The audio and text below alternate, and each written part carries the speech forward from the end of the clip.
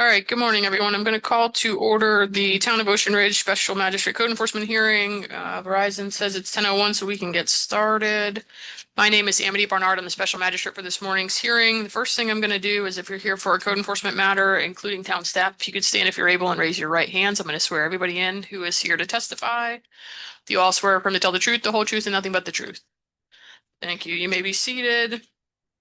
A little bit about process. It looks like there's one violation hearing on the agenda. So when you hear your case called, town staff typically sits at the microphone there to my left. You will come to the podium in front of me. The town will go first. They will present their evidence, call any witnesses that they intend to call. They will show the documents that they intend me to enter into the record on the screens on both sides behind me. Once the town has concluded its presentation, it'll be your turn to explain your side, cross-examine any witnesses that the town has put on. Once I've heard from both sides and reviewed everything, I will make a final ruling and you'll get a copy of an order that reflects that ruling after the hearing today. So keep in mind that all of your testimony is given under oath. I did review the July 7th minutes. Those are approved as drafted. And with that, I'll turn it to the town to call its first case. Thank you, Your Honor. Christy Gott on behalf of the town of Ocean Ridge. Your Honor, we'll hear the one case on the agenda, case number CS 2026-0111. The property owner is Portofino at Ocean Ridge Condo Association, Inc. in the town of Ocean Ridge. We have Kelly Avery, the town clerk, and Steve Sheehan, the town's community standards officer, who are present and going to testify as to this matter. Perhaps Ms. Avery can start us off with some background on this matter. We had originally received a dune trimming permit for the Portofino crossover, or not crossover, Portofino dunes. We were hesitant to approve them because in the picture it did include our crossover that had been recently cut, hat racked, at a previous case. And so we spoke to the contractor. He assured us that it was not going to be our area. It was just the Portofino dunes and that was it. We went ahead and approved it. The day that they decided to trim the dunes, I received a notice that not only was their dunes trimmed, but ours was as well, that we had agreed the crossover was the right of way. We tried to get a hold of the contractor, could not get a hold of him. And then since they actually did our dunes without our permission, which we would not have given a right of way, I'm sorry, not a right of way, but a dune trimming permit to trim those dunes on our right of way, we considered that doing it without a permit because we had not given permission for them to do that. I had Steve go out and look at it and take pictures, and he also served them with a notice of violation afterwards. We did have pictures before it was done, which was provided by the contractor. And then I had pictures of the previous, where it was cut originally with the first case. And then we had process pictures of as it had been growing. This is the one that was provided by the applicant when they did the dune. So they should have just been doing this portion right here, not where it had been growing.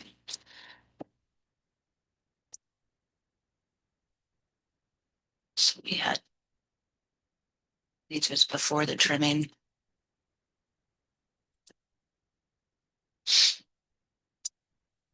And if you remember from the previous time when they had cut it, it's dirt.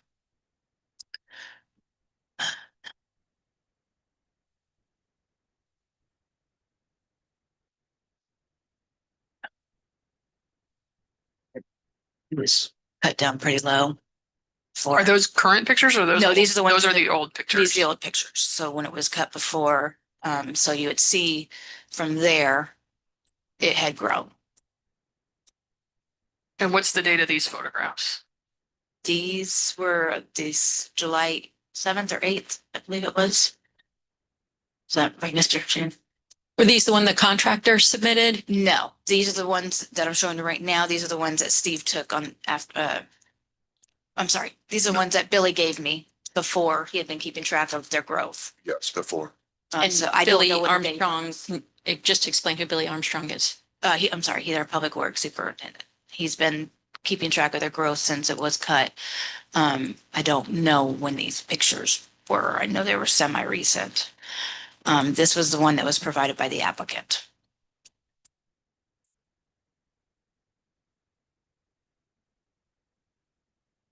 I can see this. They had grown. We also have the town manager, Michelle Heiser here, who would like to testify. Okay, do you want to get through service first and then switch? Sure. The merits is just so I can understand that we have good service. Okay. We issued the notice of violation. And on the 8th of July. And the packet there. And then here's the receipt that was hand delivered. Same day. And I believe this was the maintenance, All right, can you go back to the other one? the The note. Notice? Yeah. It was hand delivered, but you also sent it. we didn't send it because it was hand delivered. Okay, but you, what's that posting? The What's that? posting, yes. Updated posting. So, yeah. And who posted? Mr. Sheehan, you posted?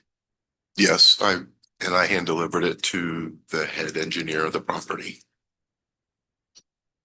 Maintenance supervisor, he accepted it. Okay.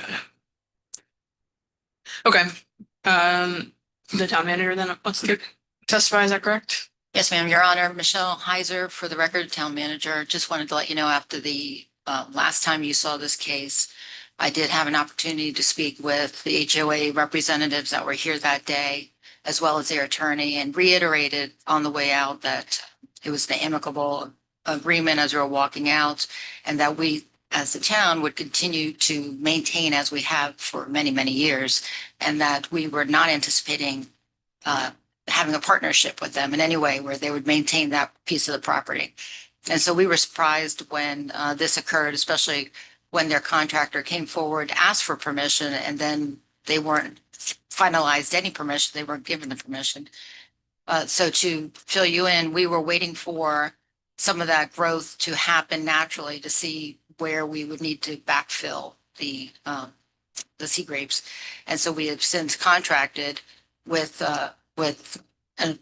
one of our contractors, and it's costing the town $1,500 just to plant the portions of the sea grapes back in to fill in the space. Okay. Additionally, what we wanted to move forward with is the height portion, which is what we had before. And so we are going to purchase new sea grape trees to go there. No more than 3 is what we're thinking.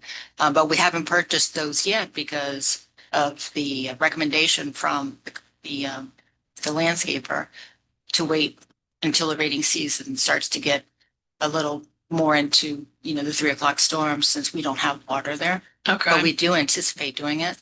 We see the overall project, including the $1,500 that we're paying now, to be around the $5,000 mark. okay, And so I wanted to make sure that you're aware that that is what the town is anticipating. And so since this is a second, offense with the same exact violator, I wanted to make sure that I came to you and asked you, Your Honor, to consider those issues and try to make the town whole.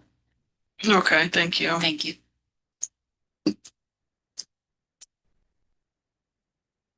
Any further witnesses from the town? No, Your Honor. All right, can you, just, Madam Clerk, can you buzz me through the rest of the documents that are in there? I went through the delivery receipt there. Then I have the aerial of the property. Mhm. As you may remember last time, Your Honor, and the reason that aerial and this plat pages are included is last time there was a little bit of a controversy as to whether or not the town actually has ownership in the right of way. And obviously the town doesn't own the right of way, but the town holds it in, for the public interest, but it is undeveloped right of way, Porter Street, that, as you can see on the left end of the plat, the southern end of the plat that's depicted there, there's Porter Street that runs down all the way to the Atlantic Ocean.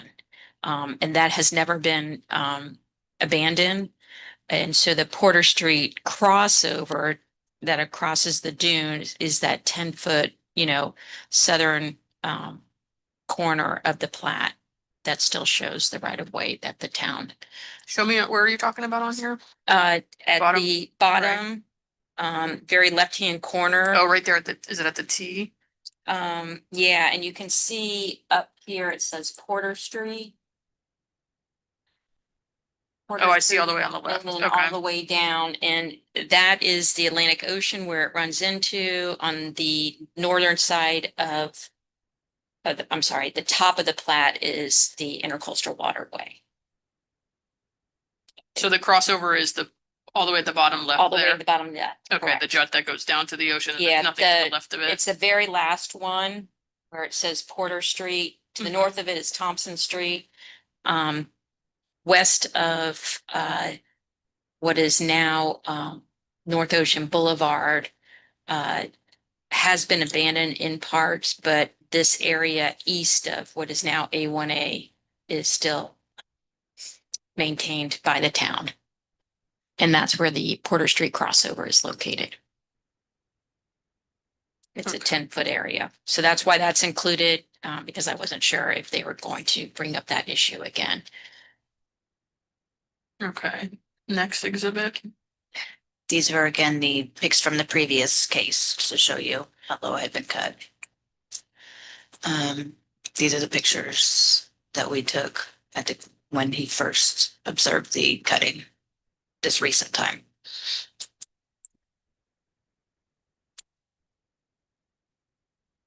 This was the picture provided by the applicant before the dune trimming. And these are pictures that our Public Works had taken for progress Okay. at Picasso Recovery.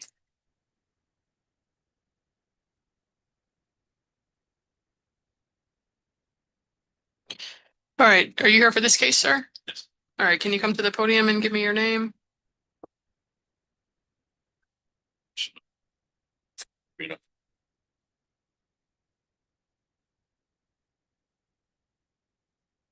Okay, so you've seen the documents that have been scrolling on the screens behind me. Let's start with the easy part. Do you have any objection to those documents being entered into the record? Okay, so what's going on? How come you all have trimmed this again? Well, as a contractor, I think he mismanaged his guys.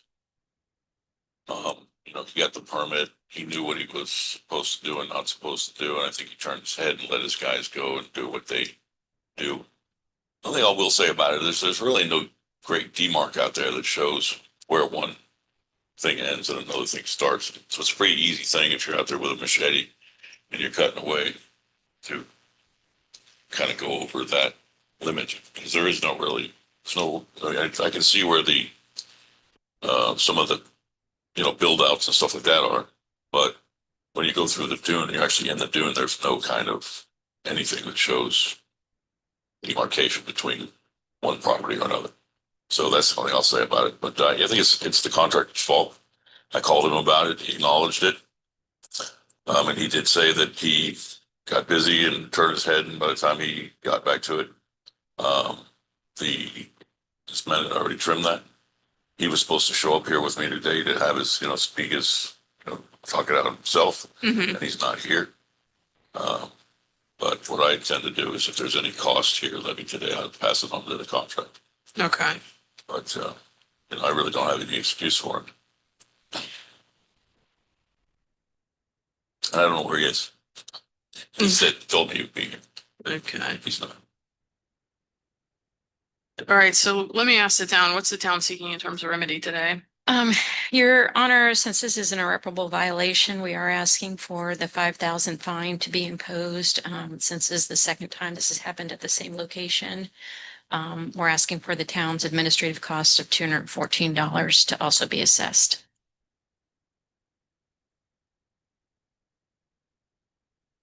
And just as a note, last time the assessment was $1,500.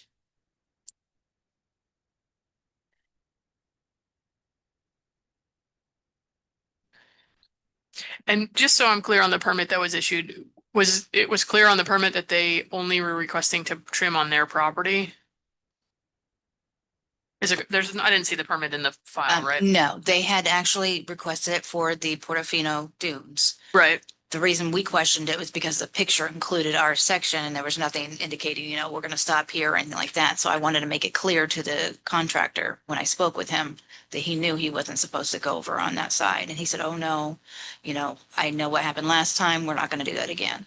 Is this the same contractor that you're talking about? Yes, Okay, so you specifically told them at permit application, do not cut That- the towns. yes, that was Right the away. only reason we did it. And he said, well, we won't do it again. And I told him that next time, if there is a next time, that we would be out there with him. Okay. So your contractors caused you quite a problem. Yeah, from what I've been able to figure out, it was like father-son thing where a father passed business on to his son. And the son is not really on the ball like he should be. Yeah. And things like that are going by. So we're looking at, changing out, but it's a process. But, Okay, we're not real happy with the situation. okay. I don't remember, were you here at the last hearing? I don't recognize you, so I didn't think you were. Okay. I think the association president. That's what I thought I remembered as well. Because the sticky spot for me is that this is the second time, right? And I was lenient in the first case, to the town's dismay, I would imagine, because mistakes happen. But now I'm being told at this hearing, they were told at the last hearing, then the clerk told them before they got the permit, don't do it. So we've had multiple chances to be told what not to do and what to do, and still we didn't do the right thing. So I'm inclined to give the town the fine it's seeking today, and I would expect if it happens again, you're going to be back here and the same thing is going to continue to happen. So I would encourage you to switch contractors or make clear. I mean, it's not uncommon in property boundaries that there's not a clear demarcation, right? That's very common where there's not a fence or there's not a big sign that says, don't cut past these bushes. But that doesn't mean that your contractor can't trim to where they're supposed to trim. And I think in this case, it was pretty obvious in the one picture where the sea grapes are growing taller, where they should have stopped. So it seems like this is just a contractor issue. Is there anything else you'd like me to hear? Okay, anything further from the town? No, Your Honor. All right. All right, with that, in case CS 2026-0111, I'll enter the town's evidentiary case files composite exhibit 1 without objection. I'll find based on the notice documents in the case file, which include an affidavit of posting as well as confirmation of hand delivery of the notice of violation and notice of hearing, that the town had good service for this morning's hearing. I'll find based on the testimony of both town staff as well as respondent that the respondent's in violation of section 66-161 and that's an irreparable and irreversible violation for the trimming of the sea grapes that cannot be undone. Given that irreversible violation, I will impose a one-time fine of $5,000.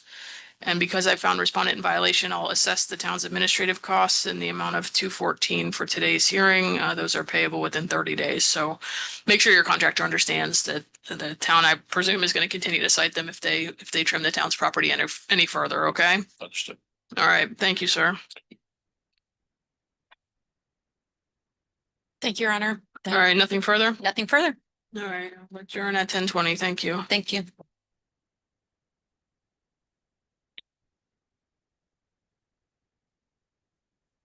Hmm.